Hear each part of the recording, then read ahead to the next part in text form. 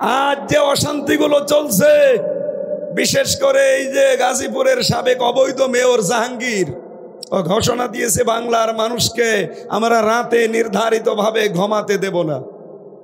এই জন্য সরকার এখন অপারেশন ডিভেল হান্ট মানে শয়তানের খোঁজে এই অপারেশন আরম্ভ করেছে। গতকালকে থেকে আরম্ভ হয়েছে। আপনারা দেখতে পাচ্ছেন জালেমদের দৌড় এখন কিভাবে চলছে। আমার মনে হয় এই জিহাদ বাংলাদেশে এখন চালু থাক, কোন শয়তান যেন সামনে বিশৃঙ্খলা তৈরি করতে না পারে। এটার জন্য 18 কোটি জনগণ এখন সব এক হয়ে যাওয়া লাগবে। আগামী থেকে কোনো বিশৃঙ্খলা বাংলাদেশের মাটিতে আমরা হতে দেব না। এটা আমাদের কর্মসূচি। এই কথা বলেন না কেন? এই কর্মসূচি যে বাধা হয়ে দাঁড়াবে ওইটাকেই পেড়ে ফেলবে। কারণ এদেশে বিশৃঙ্খলা আর কাউকে করতে দেওয়া হবে।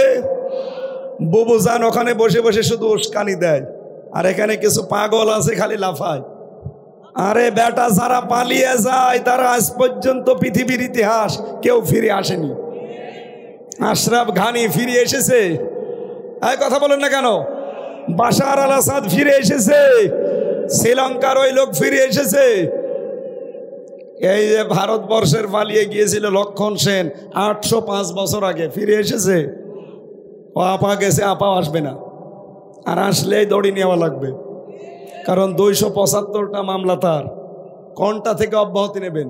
আর সবগুলোর ভিডিও আছে। আল্লামা সাঈদীকে আপনি ধর্ষণের মামলা দিয়েছিলেন আন্দাজে। যেই মহিলাকে ধর্ষণের মামলার আসামি সাজিয়েছে ভিকটিম, ওই মহিলাকে অ্যাডভোকেট তাজুল ইসলাম জিজ্ঞাসা করছে হাইকোর্টে যে মা, আপনাকে মাওলানা সাঈদী ধর্ষণ করেছে? বলছে হ্যাঁ। তা আপনার জন্ম তারিখ কত? 1975 সাল। ধর্ষণ করেছে কত সালে? 1971। জন্ম তারিখ 75, ধর্ষণ করলো 71। এইটা কি রুহের জগতে?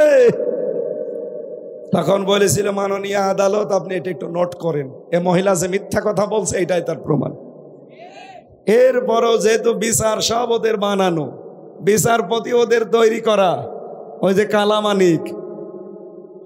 কালামানিক নাম শোনেননি? বিসি উড়ে গেছে, ওর জীবনের সংসার করার কাজ শেষ। এক মহিলা সে দোকানদারকে বলছে আমি সিম কিনতে চাই, সিম দেন তো। সিম কয় কেজি নেবেন? 1 কেজি, কিন্তু বিসি ছাড়া দেবেন। দোকানদার বলছে বিসি ছাড়া সিম কিনবেন? বিসি ছাড়া স্বামী দিলে নেবেন? না, বিসি ছাড়া স্বামী চান না, বিসি ছাড়া সিম চান। মানে আমার মনে হয় এই যে বিচারপতি, একটা সুপ্রিম কোর্টের বিচারপতি এই শয়তান, অথচ ওর বিসি উড়ে গেছে এমনি না, কোরআনের পাখিকে মিথ্যা সাজা দিয়েছিল শয়তান। ও বলেছিল যে আল্লামা সাঈদীকে আমি ফাঁসি দিতে পারলাম না, এটা আমার জীবনের আফসোস। আল্লাহ এখন ওরে দেখাচ্ছি। এই কথা বলেন না কেন? সুতরাং বাংলাদেশে আর কেউ যেন বিশৃঙ্খলা তৈরি করতে না পারে। ওয়ালা তুফসিদু ফিল আরদি বাদা ইসলাহিহা। জমিন শান্ত হয়ে যাওয়ার পরে কেউ যদি বিশৃঙ্খলা করে, ও আল্লাহর টার্গেট। কথা বলেন না কেন? শুধু আল্লাহর টার্গেট না, ইউনূসেরও টার্গেট। ইউনূস এই কর্মসূচি হাতে নিয়েছে। বিশৃঙ্খলা করলেই অপারেশন ডিভেল হান্ট শয়তানের খোঁজে চালু করেছে। এই ফেব্রুয়ারির 5 তারিখ থেকে আরম্ভ হয়েছিল আযাবুল বুলডোজার। নাম শোনেননি? কি আযাব? আযাবুল বুলডোজার যা আরম্ভ হয়েছিল, আমার মনে হয় এটা অব্যাহত থাকার দরকার ছিল। এই কথা বলছেন না কেন? মাথাটা আযাবুল বুলডোজার হয়েছে সামনে, এখন আবার কোন আযাব আসবে আপনি টের পাচ্ছেন না। এই জন্য সাবধান হন। কোন বিশৃঙ্খলা কারো উস্কানিতে পা দিয়ে যদি তৈরি করেন, এমন পেছনে লাল হবে না, বাদরের পেছনের মতো হয়ে যাবে। ইসলামী দলগুলো এখন এক হওয়ার সিদ্ধান্ত নিয়েছে অলরেডি। বিশেষ করে 12টা ইসলামী দল, তারা বলছে আমরা ইসলামের পক্ষে একটা বাক্স দিতে চাই। এটা জালেমরা তো পালিয়েছে, এদেশে অনেক মুনাফিক আছে, তারা এখন কায়দা কৌশল করে কি করবে, টাকা পয়সা তো খরচ করার জায়গা নেই, দেখছে তো গেল তখন সিলেটের জয়ন্তাপুরের কিছু আলেম নামে জালেমকে 3 কোটি টাকা দিয়েছে, দিয়ে বলেছে বলবে যে জামাত ইসলামের আকীদা ভালো না, ওরা দাড়ি ছোট ছোট রাখে, ওরা টুপি মাথায় দেয় না, ওরা পর্দা করে না, ওদের সাথে জোট করা জায়েজ নেই। পুলিশ ধরেছে ওই কয়েকজনের একজনকে, এমন পিটানো পিটিয়েছে, বলছে আমারে পিটাবেন না, আমি সব বলে দিচ্ছি। বলে বল। বলছে 3 কোটি টাকা দিয়েছিল আমাদের এই বাজনা বাজাতে, টাকাগুলো হালাল করা লাগবে না, এই কারণে আমরা আরম্ভ করেছিলাম। আপনারা আমাকে মারবেন না, আমি টাকাগুলো একটু হালাল করে নিই। এভাবে অনেকেই টাকা হালাল করার জন্য ফতোয়াবাজি করছেন। ভাই আপনি টাকা খাবেন খান, কিন্তু এক বেলা একটু বাজনা বাজাবেন, এরপরে বন্ধ হয়ে যাবে। ওই শয়তানদের টাকাগুলো আপনি নিয়ে নেন আগে। এই কথা বলেন না কেন? এই জন্যে মমিনের কর্মসূচি 3 নাম্বার এইটা, যে আমরা জিহাদের মাধ্যমে অন্যায় যেখানে, বিশৃঙ্খলা যেখানে, প্রতিবাদ সেখানে। আজকে শুধু মুসলমানদের অনুষ্ঠান না, এ অনুষ্ঠান সবার জন্য। হাদা বায়ানুল লিন্নাস, মানুষ পদবাচ্চে যারা বিবেচিত সবার জন্য আজকের এই অনুষ্ঠান, ঠিক আছে?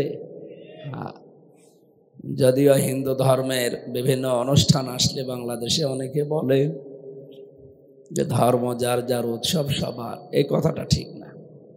ধর্ম যার যার উৎসব তার তার, কিন্তু এইটা তো আর ধর্ম না, এটা আমাদের কোরআনে কারিম প্রচারের একটা মাধ্যম।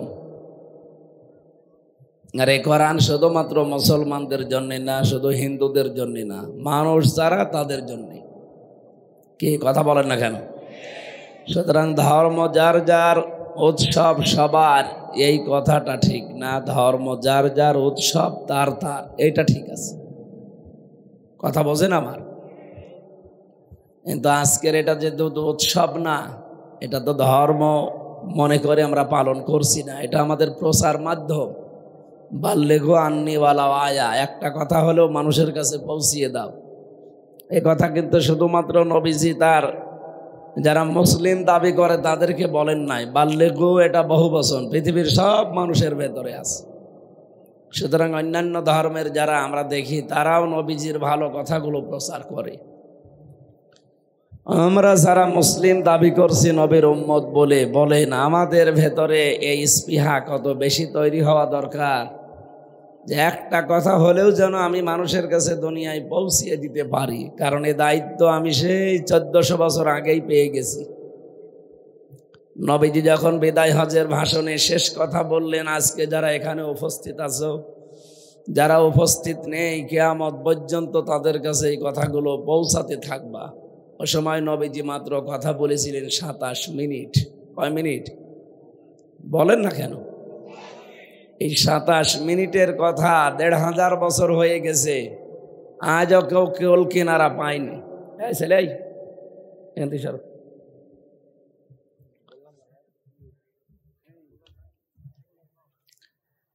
1500 বছর আগে থেকে এই কথা চলছে, মাত্র 27 মিনিট। কি কথা বলেছিলেন এমন যে এখনো এর গবেষণা বিশ্লেষণ করে মানুষ শেষ করতে পারেনি, কিয়ামত পর্যন্ত পারবেও না। যে কথাগুলো বলেছিলেন ওগুলো যদি আমাদের বাস্তব জীবনে আমরা সেট করতে পারতাম, এই পৃথিবী একটা মিনি জান্নাত হয়ে যেত। আর আমরা ওইটাই তৈরি করতে চাই সামনে ইনশাআল্লাহ। তাহলে আমাদের উচিত হবে যে যতটুকু জানেন, ওই দিন যেহেতু দায়িত্ব পেয়ে গেছেন, পরিস্থিতি যত কঠিন হোক এটা প্রচার করা লাগবে। যদি জানেন যে কুল হু আল্লাহু আহাদ, এইটাই প্রচার করেন। কথা বুঝতেছেন? তাহলে এইটা শুধু আমির হামজার একা দায়িত্ব যে যেখানে পারেন, এখানে শুধু পুরুষের কাজ না, মহিলাদেরও কাজ। অনেক মানুষ মেয়েরা কিছু প্রচার করলে বলে মেয়ে লোকের এগুলো করার দরকার কি? সূরা তাওবার 70-71 নাম্বার আয়াত আপনি খোলেন তো, এখানে শুধুমাত্র পুরুষকে আল্লাহ বলেননি, মহিলাকেও জানিয়েছেন। সূরা নাহল এর 14 নম্বর পারা 17 নম্বর পৃষ্ঠার 5 নম্বর লাইনে আছে, নারী হোক আর পুরুষ হোক যদি ভালো কাজ করে সে সওয়াব পাবে। শুধু নারীর জন্য, শুধু পুরুষের জন্য আলাদা কোনো বিধান আছে না। পুরুষ মানুষ রোজা রাখলে মহিলাদের রোজা আদায় হয়ে যাবে এমন আছে? তাহলে এইটা যদি না থাকে তাহলে আমি যতটুকু জানি প্রচার করব, আমি বেঁচে গেলাম। মেয়েরা যতটুকু জানে তাদের অঙ্গনে তারাও প্রসার করবে, তারাও বাঁচতে পারবে। কথা বলেন ঠিক কিনা? এটা আজ অনেকে এই উল্টা দিকে নিয়ে যেতে চায় না।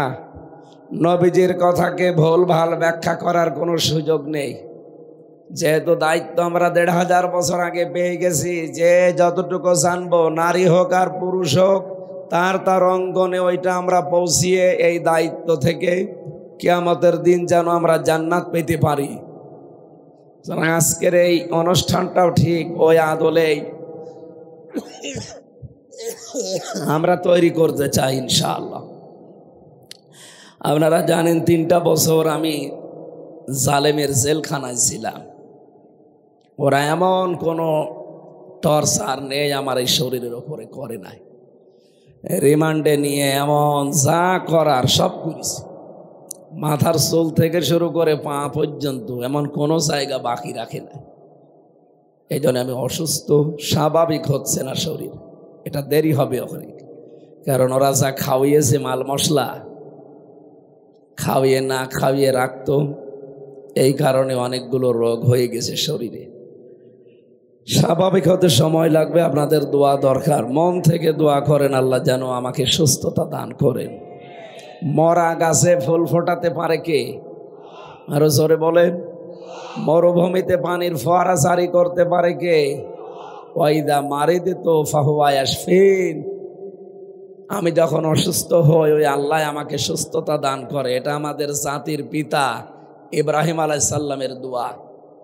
আমাদের পিতার শেখানো দোয়ায় আমরা পড়বো নাকি এখন নতুন নতুন যে পিতা বের হচ্ছে, কত পিতা বের হয় না? সুতরাং আমরা কোনো বাবার শেখানো দোয়া না, আমাদের আসল বাবা যিনি, জাতির পিতা আল্লাহর ঘোষণা দেওয়া ইব্রাহিম আলাইহিস সালাম, তার দোয়া পড়ছে বিশ্বাস করে। ওয়াইদা মারিদতু ফাহুয়া ইয়াশফিন।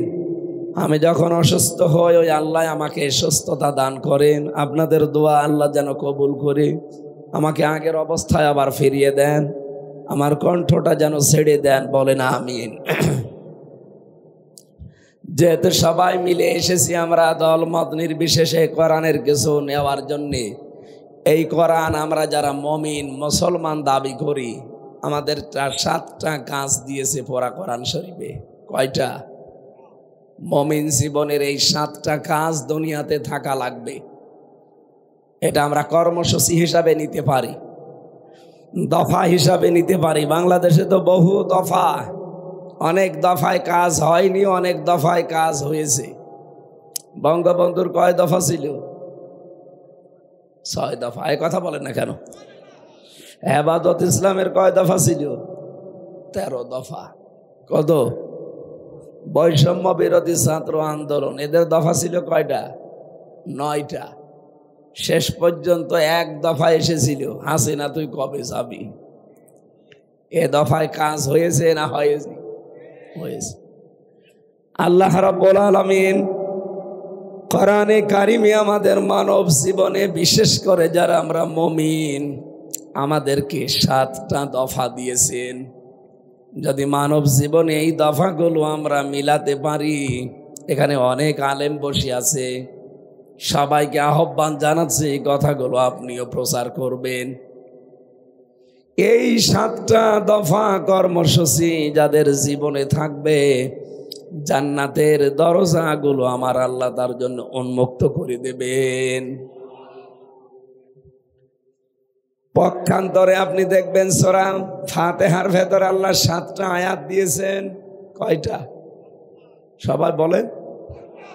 এই 7 আয়াতের ভেতরে 29টা অক্ষরের 7টা অক্ষর আল্লাহ মাইনাস করে রেখেছেন।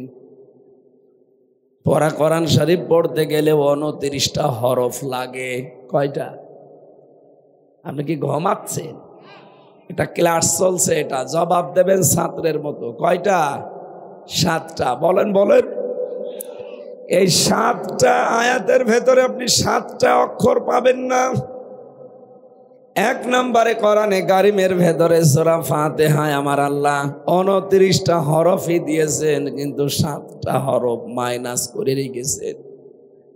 গবেষক যারা চিন্তা ভাবনা করে বের করছে কেন আল্লাহ দিলেন না, এই 7টা হরফ না দেওয়ার পেছনে কারণ কি? হাফেজ ইবনে হাজার আসকালানী রহমতুল্লাহ আলাইহি তিনি কিতাব লিখেছেন আল মুনাব্বিহাত, এটার বাংলা করেছে চট্টগ্রামের বাইতুল শরফের পীর আল্লামা শাহ আব্দুল জব্বার রহমতুল্লাহ আলাই। উনি এখানে প্রথম যে অক্ষরটা হরফটা পাননি তার নাম হচ্ছে সা। কি বললাম? সা। সা দিয়ে উনি শব্দ তৈরি করেছেন। সা মানে সাবর, সবর না, সয়দ বার সবর মানে ধৈর্য, আর সা বার সাবর মানে ধ্বংস। উনি জানাতে চেয়েছেন সূরা ফাতিহা যদি কেউ দুনিয়াতে আমল করতে পারে আমার আল্লাহ তাকে ধ্বংস করে দেবে না। সুবহানাল্লাহ বলতে পারে না? 2 নম্বরে আপনি পাবেন না জিম। জিম দিয়ে উনি জানাতে চেয়েছেন জাহান্নাম। কেউ যদি সত্যি সূরা ফাতিহা দুনিয়াতে আমল করতে পারে, কাজে লাগাতে পারে, মহান আল্লাহ জাহান্নামের যে 7টা দরজা আছে বন্ধ করে দেবেন। 3 নম্বরে তিনি বলেন আমি এখানে পাইনি খ দিয়ে খব্বারিন। খব্বারিন শব্দের শাব্দিক অর্থ হচ্ছে ভব ঘুরে। খব্বারিন মানে কি? যাদের কোনো উদ্দেশ্য নেই, কাজ কাম নেই। এই পৃথিবীতে যদি সত্যিই কেউ সূরা ফাতিহার 7টা আয়াত আমল করতে পারে তার জীবনে উদ্দেশ্যহীন থাকবে না, আল্লাহ একটা উদ্দেশ্য দিয়ে দেবে। 4 নম্বরে তিনি বলেন আমি শিন পাইনি। শিন দিয়ে বাংলা অর্থ তিনি নিয়েছেন শাকাওয়া, তার মানে দুর্ভাগা। শাকাওয়াতুন সিন দিয়ে, সাকাওয়াত নাম নেই, সাকাওয়াত হোসেন, এটার বাংলা অর্থ হচ্ছে সৌভাগ্যশালী। আর শিন দিয়ে শাকাওয়াতুন মানে দুর্ভাগা। কোন মানুষ যদি সূরা ফাতিহার 7টা আয়াত আমল করতে পারে মহান আল্লাহ ওর জীবনে দুর্ভাগ্য বলে কিছু দেবে না। দিন যত যাবে ওর ভাগ্য সুপ্রসন্ন হতে থাকবে। বলেন সুবহানাল্লাহ। 5 নম্বরে তিনি বলেন আমি এই 5 নম্বর অক্ষর পাইনি, সেটা হচ্ছে ঝা। কি বললাম? ঝা দিয়ে তিনি কোরআনে শব্দ বের করেছেন যাক্কুম। ইন্না শাজারাতাজ যাক্কুমি তাআমুল আসিম। অবশ্যই আল্লাহ পাপীদের খাবার জাহান্নামে খাওয়াবেন যাক্কুম। সূরা ফাতিহার আয়াত যদি কেউ আমল করে দুনিয়াতে, ফজরের পরে একবার, মাগরিবের পরে একবার তেলাওয়াত করার পরে নিজের বুকে ফু দিতে থাকে, মহান আল্লাহ পাক তাকে যাক্কুম নামে এই ফল কোনোদিন খাওয়াবেন না। বলেন সুবহানাল্লাহ। 7 নম্বরে তিনি বলেন আমি একটা অক্ষর পাইনি, তার নাম ফা। ফা দিয়ে তিনি লিখেছেন ফিরাক। ফিরাক মানে বিচ্ছেদ। সত্যি সূরা ফাতিহা যদি দুনিয়ায় কেউ আমল করতে পারে ওর জীবন থেকে আমার আল্লাহ বিচ্ছেদ ঘটাবেন না। আজ বাংলাদেশে যারা সূরা ফাতিহা মানে নাই, আমল করে নাই, তাদের জীবন থেকে ছেলে মেয়ে, আত্মীয় স্বজন, দেশের মানুষ, জনগণ, এমনকি দেশ থেকেও তাদেরকে আল্লাহ বিচ্ছিন্ন করে দিয়েছেন। নাম ধরা লাগবে। আপনি বলেন তো সূরা ফাতিহার আমল ছিল না, এই কারণে আর সন্তানাদি থেকে বিচ্ছিন্ন, জনগণ থেকে বিচ্ছিন্ন, দেশের মানুষ থেকে, সম্পদ থেকে, এমনকি নিজের বাবার বাড়ি থেকেও বিচ্ছিন্ন। স্বামীর বাড়ি যাবে, সে বাড়িতেও যাবে না, সে সদা সদন ও মাটির সাথে মিশে গেছে। এখান থেকে আমি আপনাকে ইঙ্গিত দিতে চাই, সত্যি যদি সূরা ফাতিহা আপনার জীবনে না থাকে মহান আল্লাহ আপনাকেও দুনিয়ার অনেক কিছু থেকে বিচ্ছেদ ঘটাবেন। আশা করি আপনি ইঙ্গিত বুঝেছেন। না বোঝার ভান করে আছেন কারা? হাত তোলেন তো। এখনো বোঝেননি? এদিকে আসেন।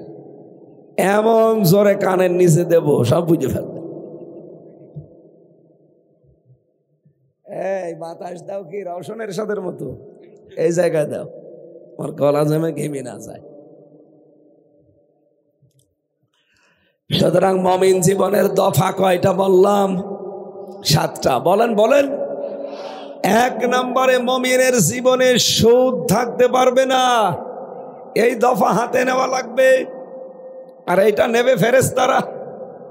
বলেন, বাংলাদেশে একটা ব্যাংক আছে, এই ব্যাংকে যদিও সরাসরি সুদ নেই, ডাইরেক্ট না থাকলেও ইনডাইরেক্ট আছে। আর অন্যান্য ব্যাংকে তো ডাইরেক্টই আছে। বাবা শাহজালাল, মদের কাছে কুত্তা বিড়াল সব হালাল। ইসলামী ব্যাংক, এখানে 28টা নিয়ম নীতি আছে। ইসলামী অর্থনীতি কেউ যদি মেনে চলতে চায় তাহলে 28টার উপরে তাকে মানলেই হবে। এই যে মোশারাকা, মোদারাবা, মোরাবাহা, বায়ে সালাম, বায়ে ইস্তেসনা, বায়ে মুআজ্জাল, বায়ে ওয়াহেদা, এরকম 28টা আপনি পাবেন ইসলামী অর্থনীতিতে। এগুলো ইসলামী ব্যাংক চেষ্টা করে যাচ্ছে। যতদিন এদেশে যাকাত ভিত্তিক অর্থনীতি কায়েম না হবে রাষ্ট্রীয়ভাবে, ততদিন এদেশের কোনো ব্যাংক 100% সুদ মুক্ত হওয়া সম্ভব না। মুমিন জীবনের প্রথম দফা কি বললাম? সুদ মুক্ত হওয়া লাগবে। কথা বলেন ঠিক কিনা? এটাকে আমরা এখনো পেরেছি? তার মানে এইটার জন্য আপনাকে চেষ্টা করতে হবে। এটা যেহেতু ওয়াজ করে হয় না, নসিহত করে হয় না, এটা রাষ্ট্রে কায়েম করা লাগে। আর কায়েম করার জন্য এখন সুযোগ আর সময় আল্লাহ আমাদেরকে তৈরি করে দিয়েছেন। এই কথা বলেন না কেন? ইঞ্জিনিয়ার এনামুল হক আজকের প্রধান অতিথি না? এইরকম 151 জন মানুষ যদি বাংলাদেশে কোরআন শরীফ বুকে নিয়ে সংসদে যেতে পারে, পরের দিন যদি ওনারা হাত তুলে বলে আমরা সুদ মুক্ত করতে চাই এই দেশ, স্পিকার যদি বলেন কালা রাজি আছেন হাত তোলেন, এই 300 এমপির ভেতরে এরকম 151 জন মানুষ যদি হাত তুলতে পারে, পরের দিন দেখবেন এই দেশে সব ইসলামী ব্যাংকের কায়দায় চলছে। অথচ সুদ খাওয়ার সর্বনিম্ন গুনাহ হচ্ছে মায়ের সাথে জিনা করা, তাও 1 বার 2 বার না, 33 বার। নওগাঁর মানুষেরা বলেন তো আপনার বিবেকে কি বলে?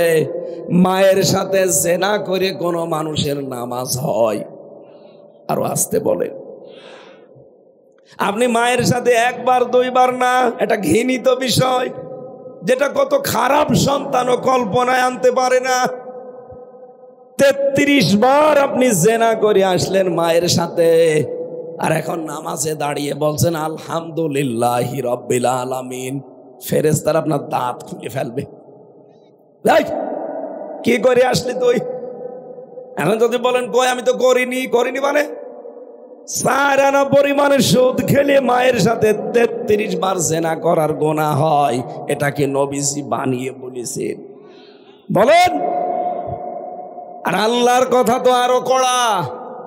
এই যে 278 নম্বর আয়াত সূরা বাকারার প্রথম যেটা পড়লাম, ইয়া আইয়ুহাল্লাযীনা আমানুত্তাকুল্লাহা ওয়া যারু মা বাকিয়া মিনার রিবা ইন কুনতুম মুমিনিন। বলেন আল্লাহু আকবার।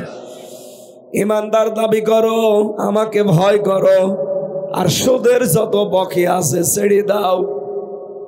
যদি মমিন বলে দাবি করো, আমরা মমিন কিনা বলেন তো? আরো জোরে বলেন। আমরা আসলে মমিন না, আমরা আব্দুল মমিন। মমিন কে? আল্লাহ। বলেন বলেন। আল্লাহর যে নামগুলো আছে একটা নাম কি? মমিন। এই কথা বলেন না কেন? আমরা আব্দুল মমিন। আরো জোরে বলেন। আমরা, আমাদেরকে আব্দুল মমিন হিসাবে যদি আল্লাহর কাছে পরিগণিত হতে হয়, মাস্ট বি আপনাকে ওই মমিনের বান্দা হতে হলে সুদ ছেড়ে দেওয়া লাগবে। আরো জোরে বলেন। এটা যেহেতু গ্রাম অঞ্চল, এই যে জমি জায়গা নিয়ে অনেকে চাষ করে খায়, 1 বিঘা জমি দেয় একজনকে, 80,000 টাকা নেয় নাকি?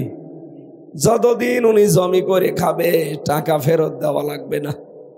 2 বছর 5 বছর করে খাচ্ছে, যখন টাকা ফেরত দেবে তখন জমি ফেরত পাবে। এটা সুদ। এটা মায়ের সাথে জেনা হচ্ছে। যারা যারা করছেন এই কাজ তারা ছেড়ে দেওয়া লাগবে। হাত তোলেন তো, ছেড়ে দেবেন কারা? ও, তার মানে এলাকায় সবাই এই কাজে আছে। ঠিক আছে, না এই কাজে করে সবাই, আমি জানি সারা বাংলাদেশে এটা চলছে কম বেশি। ভাই এটা ছাড়া লাগবে। আর যদি জায়েজ করতেই হয় তাহলে যখন টাকা ফেরত নেবেন 2 বছর 5 বছর পর, তখন 8 থেকে 10,000 টাকা কম নেওয়া লাগবে। 70,000 নেবেন, 10,000 মাপ। এই নিয়ম মানবেন তো?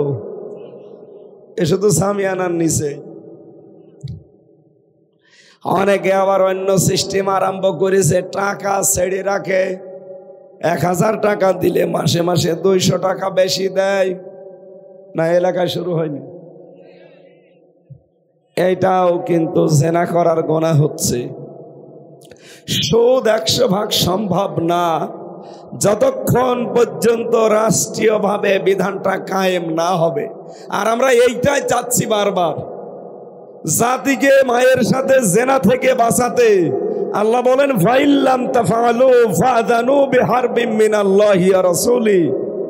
যদি সুদ ছেড়ে না দাও আমার এই ঘোষণা শোনার পর, তাহলে আমি আল্লাহ এবং আমার রসুলের সাথে যুদ্ধ করার জন্য প্রস্তুত হয়ে যাও। বলেন নাউজুবিল্লাহ। পারা যাবে? এটা পারা যাবে তো? অনেকে আমরা এখনো চালাচ্ছি। আশা করছি আমরা এই কাজ যেভাবেই হোক ছেড়ে দেব। না খেয়ে থাকবেন, দরকার হয় আপনি মরি যান, তারপরও জাহান্নামে যাওয়া লাগবে না। কিন্তু এই কাজ করে সম্পদের পাহাড় তৈরি করে মরে গেলেন, আবাদান আবাদান আপনাকে জাহান্নামের আগুনে জ্বলা লাগবে। আরে ভাই, আমরা বারবার এই কথাই মানুষকে বোঝাতে পারি না যে আপনাদেরকে আমরা সুদ থেকে বাঁচাতে চাই। আর এটা ওয়াজের দ্বারা হয় না, এটা নসিহত করে হয় না। এটা বন্ধ করার জন্য সর্বোত্তম মাধ্যম হচ্ছে এ বিধান নিয়ে যাওয়া রাখবে রাষ্ট্রে। আরো জোরে বলেন। হ্যাঁ, কারো ভেতরে যদি এই স্পৃহা থাকে যে আমি এমপি হব, মন্ত্রী হব, ওকে ভোট দেওয়া জায়েজ নেই।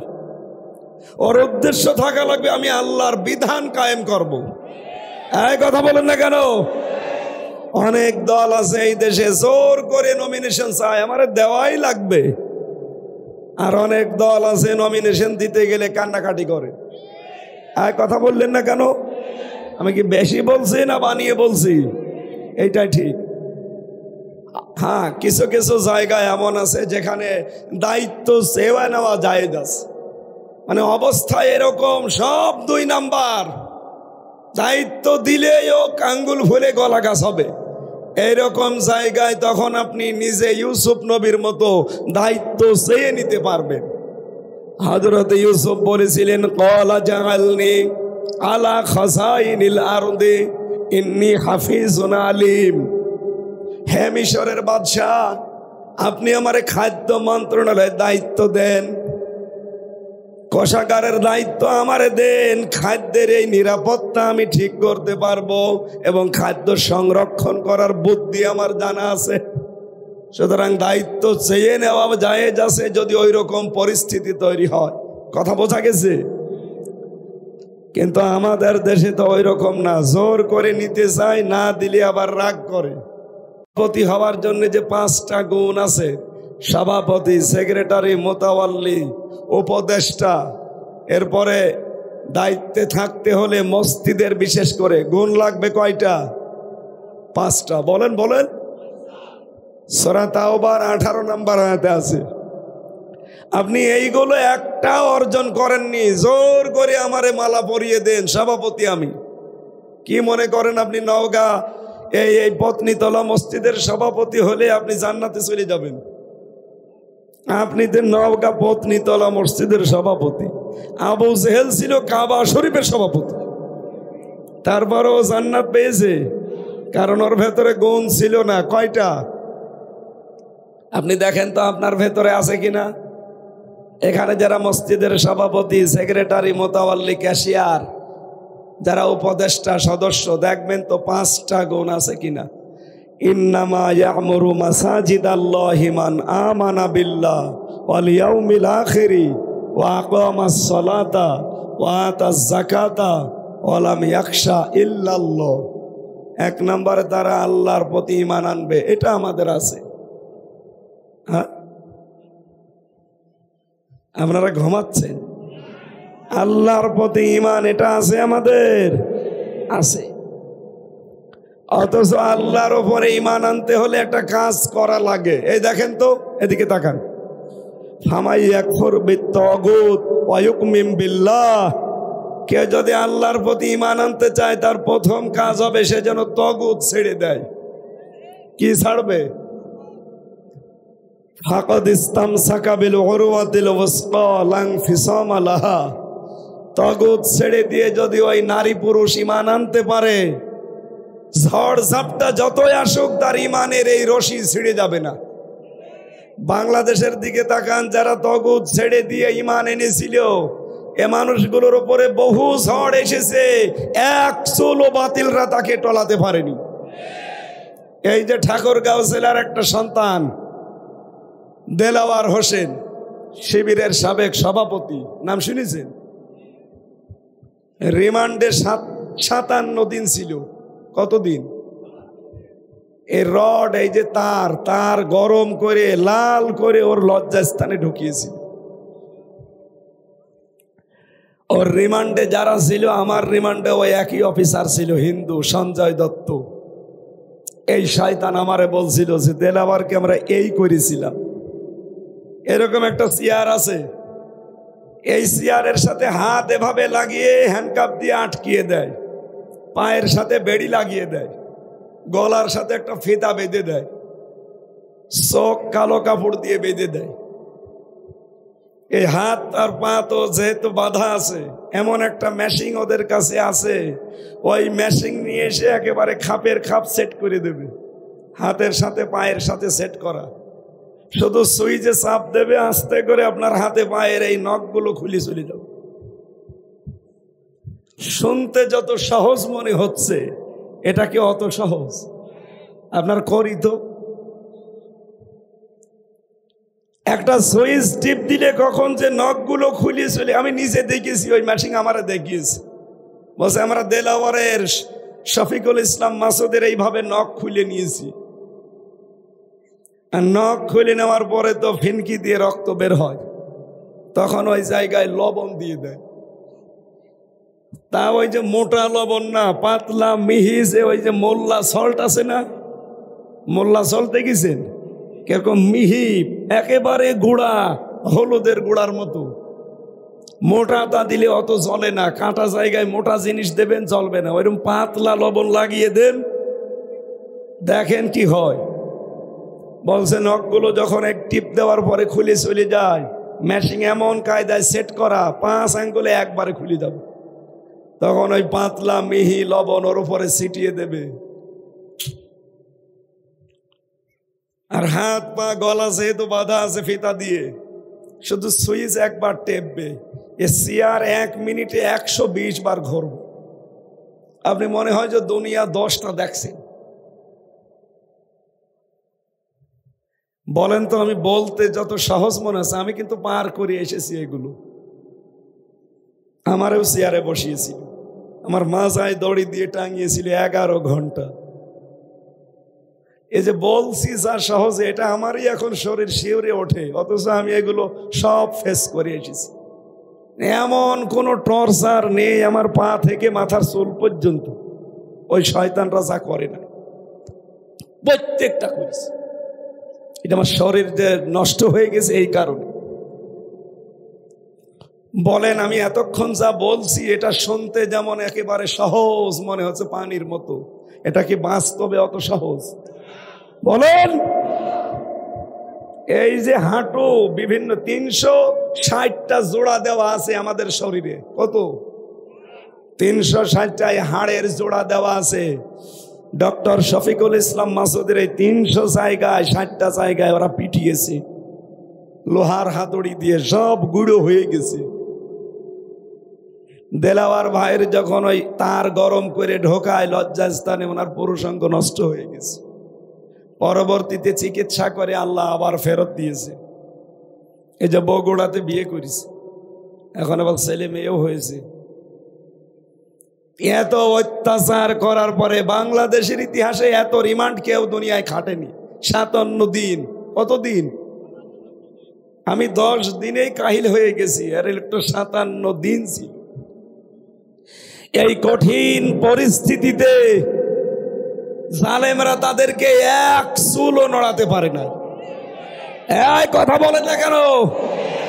তারা তগুত ছেড়ে দিয়ে ঈমান এনেছিল। বাংলাদেশে অনেক আলেম আছে, অনেক পীর আছে, এরাও ঈমান এনেছে, কিন্তু তগুত ছেড়ে না দিয়ে। এই যে বাংলাদেশের জাতীয় মসজিদের সাবেক ইমাম রুহুল আমিন নৌকা মার্কা নিয়ে দাঁড়িয়েছিল। বলেন তো এই লোকটাকে ঈমান এনেছিল তগুত ছেড়ে দিয়ে না তগুত সাথে করি? এই জন্য এখন আর ঈমান টিকিয়ে রাখতে পারে না। ঝড় শুধু পাল্টিয়েছে, পালিয়ে চলে গেছে। এদেশে বহু পীর এরকম ছিল না? এই এলাকার বহু আলেম এরকম খোলস পাল্টিয়েছে। আলেমদেরই যদি অবস্থা হয়, আমরা যারা সাধারণ জেনারেল মানুষ, আমাদের ঈমান তো কবে চলে গেছে, সে রাজশাহী পার হই। এই জন্য ঈমান আনতে হলে আগে তগুত ছাড়া লাগবে। কথা বলুন। তাগুত ছেড়ে ঈমান আনতে পারলে জীবনও আপনার ঈমান কেউ টলাতে পারবে না, সে নারী হোক আর পুরুষ হোক। এই যে ডক্টর আফিয়া সিদ্দিকা আমেরিকার জেলখানায় বন্দী ছিল, একজন ডক্টর, কোরআনের হাফেজা, 14টা বিষয়ের উপর এটা ডক্টরেট ডিগ্রি, এত বড় শিক্ষিতা একজন মেয়ে লোক, আমেরিকা তারে বন্দী করে রেখেছিল। এমন কোনো দিন নেই কমপক্ষে 10 জন এই হায়নারা তারে ধর্ষণ করে নাই। বোনটাকে একেবারে দুর্বল করে ফেলেছে, কিন্তু এক চুলও ঈমান থেকে টলাতে পারেনি। আমি জেলখানায় বসে একটা বই পড়েছিলাম, কারাগারে রাত দিন, জাইনাব আল গাজালি, একটা মেয়ে লোক। আমি 7 বার পড়েছি বইটা। একটা মেয়ে লোকের ঈমান যে এত শক্ত হতে পারে, এটা পড়তাম আর নিজেকে একটু সাহস জোগাতাম যে আল্লাহ, আমি একটা পুরুষ মানুষ, একটা মেয়ে লোক যদি এরকম কঠিন পরিস্থিতি ফেস করতে পারে, আমার কি হয়েছে, আমিও পারবো ইনশাআল্লাহ। এই জন্য ওখানে 24 ঘন্টা তালা লাগিয়ে রাখতো আমারে। তো মাঝে মাঝে মানুষ হিসাবে আমারও দুর্বলতা আসতো, কিন্তু এই বইগুলো যখন পড়তাম দেখতাম না, দুর্বল হলে চলবে না। একটা মেয়ে লোক যদি এত কঠিন পরিস্থিতি সামাল দিতে পারে, আমি একজন পুরুষ মানুষ পারবো না মানে? তারপরও কঠিন হইতো। আমার তো যোগাযোগ বিচ্ছিন্ন। 2 নম্বরে 24 ঘন্টা ফাঁসির কন্ডেম সেলের ভেতরে তালা লাগিয়ে রাখত। এরপরে তো সিসি ক্যামেরা দেওয়া, আমার সাথে কেউ যেন কথা না বলে। বলেন তো, আমি একটা ছোট মানুষ, কয় বছরই আমার বয়স হয়েছে, এখনো নবুয়ত পাওয়ার বয়সও হয়নি, আমি 33 বছর বয়স। তাহলে ওই সময় ছিল 30 বছর। এই রকম কঠিন করার পরে ওরা বলেছিল যে যা যা বলছি এই 10টা পয়েন্ট শুধু আদালতে যে বলবেন, আপনাকে ছেড়ে দেবেন না, এই মিথ্যা কথা আমি বলতে পারবো। শেষ পর্যন্ত বলেছিল যদি না বলেন আপনার বউ তুলে নিয়ে আনবো, তুলে নিয়ে আসি। তারপরে এই মিথ্যা কথা বলা সম্ভব না, এই কারণে আমার 3 বছর রেখে দিয়েছে। তাছাড়া আমি সে 3 দিন পরে কিন্তু বের হয়েছিল। একদিন বই চাইলাম যে ভাই সারাদিন বন্দি করে রাখেন, কারোর সাথে কথা বলতে দেন না। দেবদুলাল ওরে বললাম যে একটা বই নিয়ে এসে দেন, একটু পড়ি। ও আল্লাহ, নিয়ে এসে দিল বঙ্গবন্ধুর আত্মজীবন। ও ছাতা পড়ে আমি করবো কি? পরের সপ্তাহে আর একটা বই চাইলাম, ও দিল বঙ্গবন্ধুর ছেলেবেলা। ভাই আপনি আর বই পান না? হুজুর নতুন বই আনবো সামনে সপ্তাহে। নতুন বই নিয়ে এসে দিয়েছে বঙ্গবন্ধুর চীন সফর। গেল রাগ হয়ে। আরে বেটা মালায়নের বাচ্চা, আর কাজ পাও না ভণ্ডামি করে। কারণ আমি জানি যে আমার তালা লাগানো, ও তো ভেতরে আসতে পারবে না। ও ভেতরে আসতে হলে সোপারের না জেলারের বলা লাগবে, আবার তালা লাগানো, ওদিকে সিসি ক্যামেরা দেওয়া, ও তালা তো খোলার সাধ্য ওর নেই। ভেতরে থেকে শয়তানে যা গালি দেয় দি, ও তো ধরতে তো পারবে না। যা তা বললাম, শেষে বলছো হুজুর ঠিক আছে আমি আর বই নিয়ে আসতে পারবো না। মানে বই যদি আপনি নিয়ে আসতে চান তাহলে নিয়ে আসবেন যে আমার ফাঁসি চাই। জয় বই পড়তে নেই, পড়তে নেই মানে আমি মেজর ডালিম বলছি এই বই নিয়ে আসতে পারেন না। পরে এক মুসলমান আশরাফুল এক কারারক্ষী আমার ভাগ্যে পড়লো, তারে বললাম যে ভাই এই যেখানে নাম লেখা থাকে, বললাম আপনি অন্তত তো মালায়ন না, আপনার তো অন্তত যাই হোক ইমান আছে, আপনি আমার একটু দুটো তাফসির নিয়ে এসে দেন তো। আল্লাহর ইশারা ও পরের দিন দুটো তাফসির নিয়ে এসেছে, তাফহিমুল কোরআন আর ফি জিলালিল কোরআন। আল্লাহর ইশারায় এই দুইটা সবচাইতে বেশি ভালোবাসি আমি, আরে দুইটাই নিয়ে এসে দিয়েছি।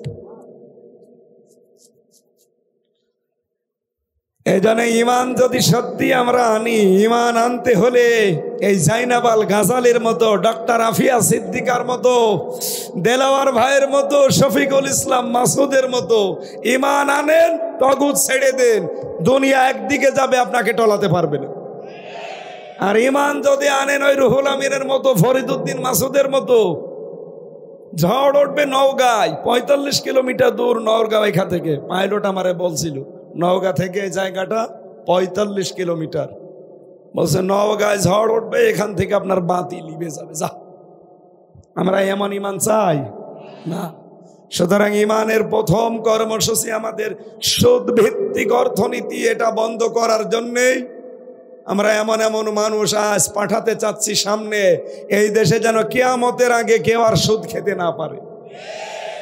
এটার জন্য যদি আপনি চেষ্টা করেন, যদি এদেশে বিধান কায়েম নাও হয়, কিয়ামত পর্যন্ত কবরে বসে বসে আপনি সওয়াব পেতেই থাকবেন।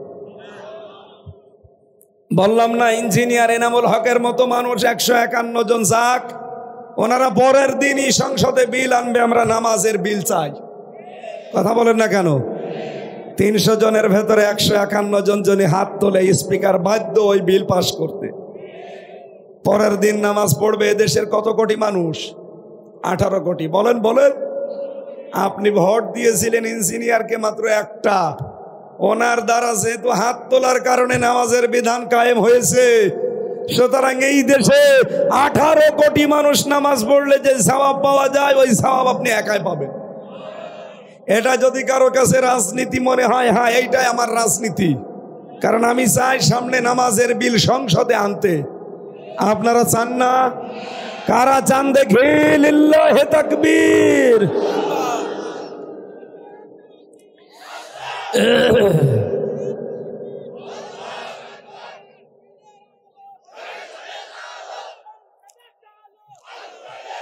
আলহামদুলিল্লাহ, আমরা মমিনের 2 নম্বর কর্মসূচি বলছি। এদিকে তাকান, 2 নম্বরে মুসলমান না হয়ে মরা যাবে না। সূরা আলে ইমরানের 102 নম্বর আয়াতে আছে, ইয়া আইয়ুহাল্লাযীনা আমানুত্তাকুল্লাহা হাক্কা তুকাতিহি ওয়া লা তামুতুন্না ইল্লা ওয়া আনতুম মুসলিমুন। প্রশ্ন আসতে পারে, হুজুর মুসলমান না হয়ে মরা যাবে না? আমি তো মুসলমানই আছি। বিশ্বাস না হলে দেখেন আগা কাটা আছে। আরে ভাই, আগা তো ছাগলেরও কাটা আছে, ছাগলের কাটা নেই? ছাগল কি মুসলমান? হ্যাঁ, মুসলমান কারে বলে? সেলমন বা সালমন এই শব্দ থেকে উৎপত্তি।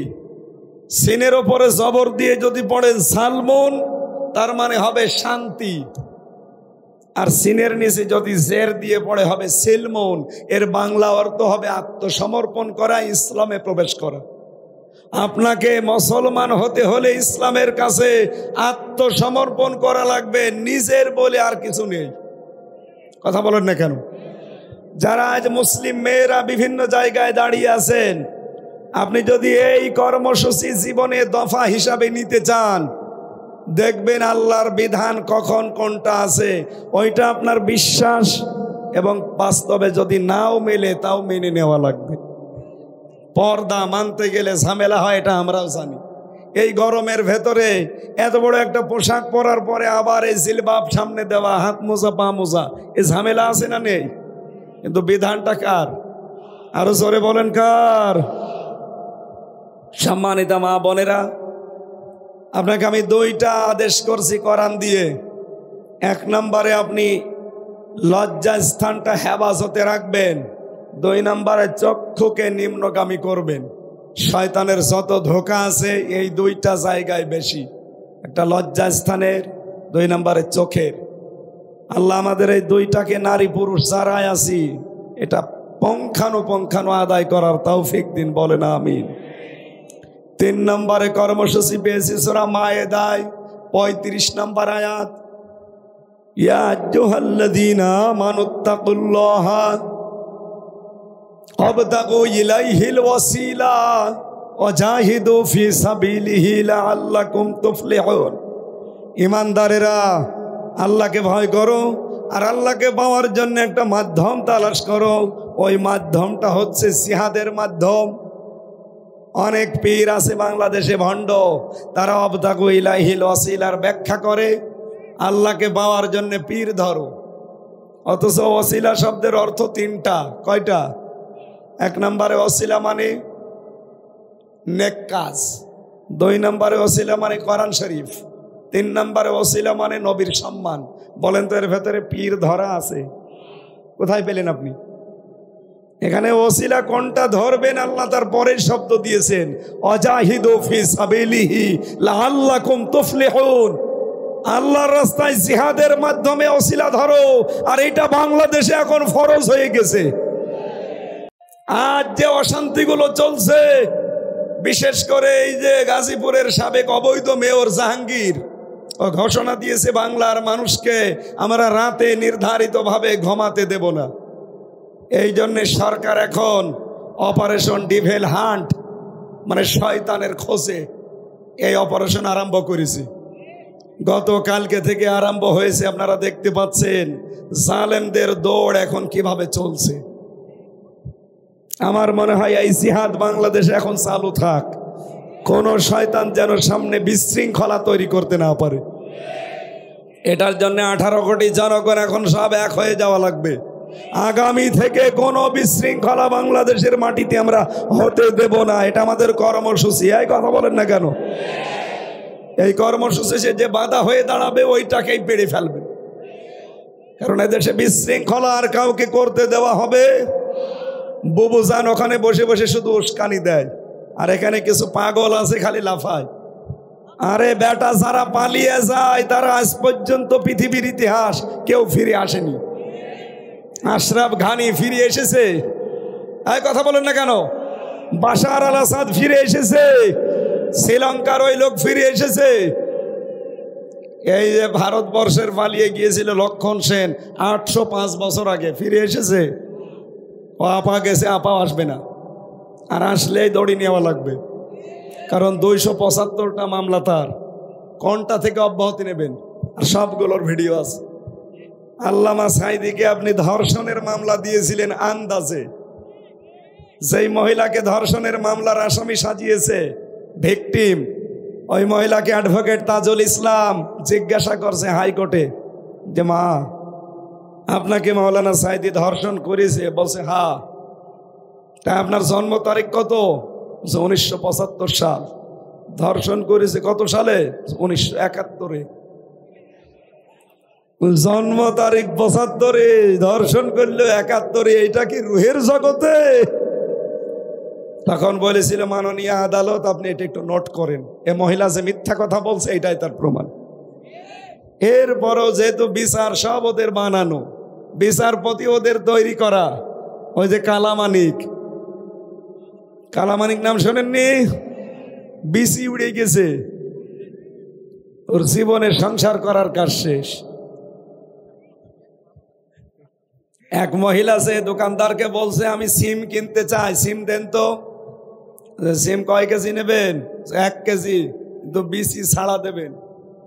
দোকানদার বলছে বিসি ছাড়া সিম কিনবেন? বিসি ছাড়া স্বামী দিলে নেবেন? না। বিসি ছাড়া স্বামী চান না, বিসি ছাড়া সিম চান মানে আমার মনে হয় এই যে বিচারপতি, একটা সুপ্রিম কোর্টের বিচারপতি এই শয়তান, অথচ ওর বিসি উড়ে গেছে এমনি না, কোরআনের পাখিকে মিথ্যা সাজা দিয়েছিল শয়তান। ও বলেছিল যে আল্লামা সাঈদীকে আমি ফাঁসি দিতে পারলাম না, এটা আমার জীবনের আফসোস। আল্লাহ এখন ওরে দেখাচ্ছি। এই কথা বলেন না কেন? সুতরাং বাংলাদেশে আর কেউ যেন বিশৃঙ্খলা তৈরি করতে না পারে। ওয়ালা তুফসিদু ফিল আরদি বাদা ইসলাহিহা, জমিন শান্ত হয়ে যাওয়ার পরে কেউ যদি বিশৃঙ্খলা করে, ও আল্লাহর টার্গেট। কথা বলেন না কেন? শুধু আল্লাহর টার্গেট না, ইউনূসেরও টার্গেট। ইউনূস এই কর্মসূচি হাতে নিয়েছে। বিশৃঙ্খলা করলেই অপারেশন ডিভেল হান্ট, শয়তানের খোঁজে চালু করেছে। এই ফেব্রুয়ারির 5 তারিখ থেকে আরম্ভ হয়েছিল আযাবুল বুলডোজার। নাম শোনেননি? কি আযাব? আযাবুল বুলডোজার যা আরম্ভ হয়েছিল, আমার মনে হয় এটা অব্যাহত থাকার দরকার ছিল। এই কথা বলছে না কেন? মাথাটা আযাবুল বুলডোজার হয়েছে সামনে, এখন আবার কোন আযাব আসবে আপনি টের পাচ্ছেন না। এই জন্য সাবধান হন। কোন বিশৃঙ্খলা কারো উস্কানিতে পা দিয়ে যদি তৈরি করেন, এমন পেছনে লাল হবে না, বাদরের পেছনের মতো হয়ে যাবে। ইসলামী দলগুলো এখন এক হওয়ার সিদ্ধান্ত নিয়েছে অলরেডি। বিশেষ করে 12টা ইসলামী দল, তারা বলছে আমরা ইসলামের পক্ষে একটা বাক্স দিতে চাই। এটা জালেমরা তো পালিয়েছে, এদেশে অনেক মুনাফিক আছে, তারা এখন কায়দা কৌশল করে কি করবে, টাকা পয়সা তো খরচ করার জায়গা নেই, দেখছে তো গেল।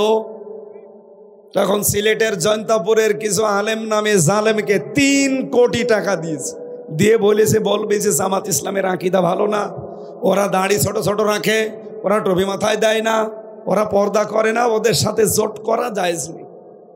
পুলিশ ধরেছে ওই কয়েকজনের একজনকে, এমন পিটানো পিটিয়েছে, বলছে আমারে পিটাবেন না, আমি সব বলে দিচ্ছি। বল, বলছে 3 কোটি টাকা দিয়েছিল আমাদের এই বাজনা বাজাতে, টাকাগুলো হালাল করা লাগবে না, এই কারণে আমরা আরম্ভ করেছিলাম। আপনারা আমাকে মারবেন না, আমি টাকাগুলো একটু হালাল করে নিই। এভাবে অনেকেই টাকা হালাল করার জন্য ফতোয়াবাজি করছেন। ভাই আপনি টাকা খাবেন খান, কিন্তু এক বেলা একটু বাজনা বাজাবেন, এরপরে বন্ধ হয়ে যাবে। ওই শয়তানদের টাকাগুলো আপনি নিয়ে নেন আগে। এই কথা বলেন না কেন? এই জন্যে মুমিনের কর্মসূচি 3 নাম্বার এইটা, যে আমরা জিহাদের মাধ্যমে অন্যায় যেখানে, বিশৃঙ্খলা যেখানে, প্রতিবাদ সেখানে, এই কাজের মাধ্যমে আমরা আমাদের কর্মসূচি সফল করতে চাই। 4 নাম্বারটা পাবেন সূরা তাওবায়। কোন সূরা? বলেন 119 নাম্বার আয়াত, ভালো মানুষের সাথে রাখা লাগবে। 5 নাম্বারটা আছে সূরা মায়েদার ভেতরে, সূরা কি তাওবা না, 5 নাম্বারটা পাবেন সূরা হাদিদের ভেতরে 28 নাম্বার আয়াত, রসুলের প্রতি ঈমান, তার মানে তার আদর্শ মানা লাগবে। 6 নাম্বারটা সূরা হাশরের 18 নাম্বার আয়াত, আগামী দিনের প্রস্তুতি তৈরি করা লাগবে। 7 নাম্বারটা, এভাবে আমার আল্লাহ পড়া কোরআনে আমাদের কর্মসূচিগুলো সাজিয়ে দিয়েছে। এরপরেও যদি আমরা এগুলো হাতে সামনে না নেই, এর এগেনস্টে আবার আমি কোরআনে পেয়েছি শয়তান 7টা কর্মসূচি হাতে নিয়েছে। আমাদের এই 7টা কর্মসূচি আমরা যদি হাতে নেই, শয়তান এগুলো ব্যর্থ করার জন্য কয়টা নিয়েছে? আমরা এখন আর কথা শেষ করতে পারছি না। সম্মানিত মা বোনেরা, আপনারা বহু এসেছেন, আমি দেখতে পাচ্ছি। হযরতে খাদিজাতুল কুবরা জীবনে কিন্তু ফরজ নামাজ পড়েননি, রোজা রাখেননি, হজ করেননি, যাকাত দেননি, এমনকি পর্দাও করেননি, অথচ আল্লাহ তার জন্য জান্নাতে ঘর বানিয়ে পাঠিয়ে দিয়েছেন। একটাই কারণ তার স্বামীর পেছনে সময় দিয়েছে, সম্পদ দিয়েছে, খেদমত করেছে। এজন্য আপনার জীবনে যা হয় হয়ে যাক, স্বামীকে গুরুত্ব দেবেন। আশা করছি স্বামীর সন্তুষ্ট অর্জন করতে পারলে আপনিও খাদিজাতুল কুবরার সাথে জান্নাতে যেতে পারবেন। যেহেতু 45-এ ছাড়বে হেলিকপ্টার, 3 মিনিট আছে, আমি শেষ করে দিলাম। আল্লাহুম্মা আমিন। লা হাওলা ওয়ালা কুওয়াতা ইল্লা বিল্লাহিল আলিয়্যিল আযীম। আল্লাহ আমার ভাঙ্গা কণ্ঠ নিয়ে, অসুস্থ শরীর নিয়ে যতটুকুই কথা বলেছি তুমি মেনে চলার তৌফিক দাও। আগামীতে অনুষ্ঠানটা আরো বড় করে কবুল করে নাও। তোমার বান্দা বান্দিরা যেন ঋণী না থাকে।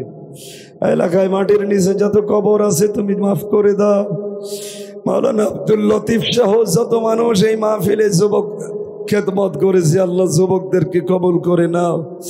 মা বোনদেরকে তুমি খাদিজাতুল কুবরার মতো বানিয়ে দাও। তোমার বান্দা বান্দিদের দিল মন তুমি ইসলামের দিকে, এই মাহফিলের দিকে ঝুঁকিয়ে দাও। কোনো অভাব কোনো ঋণ যেন তারা না থাকে। মাওলানা বজলুর রশিদ, মাওলানা আব্দুল বারী রশিদি, মাওলানা হোসাইন মাহফুজ,